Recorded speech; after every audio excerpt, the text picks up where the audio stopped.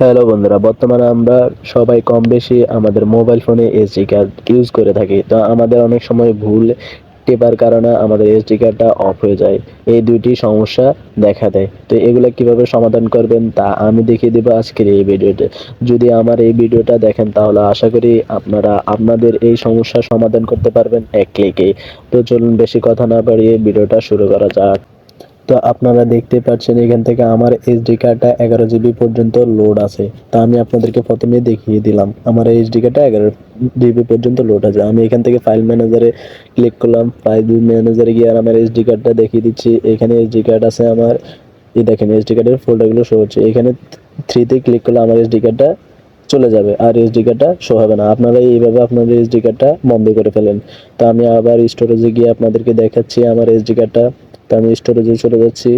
এই দেখেন বন্ধুরা, স্টোরেজে আমি যখন ক্লিক করলাম ফোটনসে আমার এসডি কার্ডটা একদম জিরো হয়ে গেছে, কিন্তু আমার এসডি কার্ডটা আছে মোবাইল ফোনে এবং ভালো আছে, কিন্তু এর স্টোরেজ একদম জিরো হয়ে গেছে। আপনারা এখান থেকে এই ডটে ক্লিক করে দেখতে পারবেন আপনার এটা মিউট হয়ে আছে। তো এখানে যখন আমরা আনমিউট করার চেষ্টা করব তখন দেখবেন আমাদের মোবাইলের উপরে এরকম একটা লেখা শো হয়। এই সমস্যাটা হয়। তো এটা সমাধান করার জন্য যখন আমরা এটাতে ক্লিক করি তখন দেখতে পারবেন অনেকগুলা সেটিংস আমাদের সমাধান করতে পারে। তো আমি দেখেন অনেকগুলা সেটিংস সমাধান করতে বলতেছে। তো আমরা এগুলা না করে কিভাবে এক ক্লিকে এই সমস্যার সমাধান করা যায় তা দেখিয়ে দেব।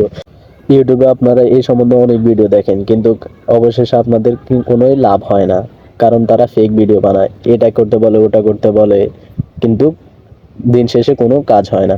তো আমি আপনাদেরকে একটি কাজ করতে বলবো, সেটা করার জন্য আপনাদেরকে বেশি কিছু করার প্রয়োজন হবে না।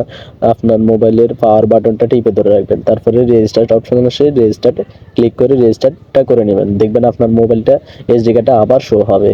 তো এই যদি ছোট্ট একটি সেটিংস কাজ করেন তাহলে অবশ্যই আশা করি আপনার এই সমস্যার সমাধান হয়ে যাবে। এই দেখেন আমি করার পর দেখেন আমার আবার 4 আবার 11 জিবি চলে এসেছে।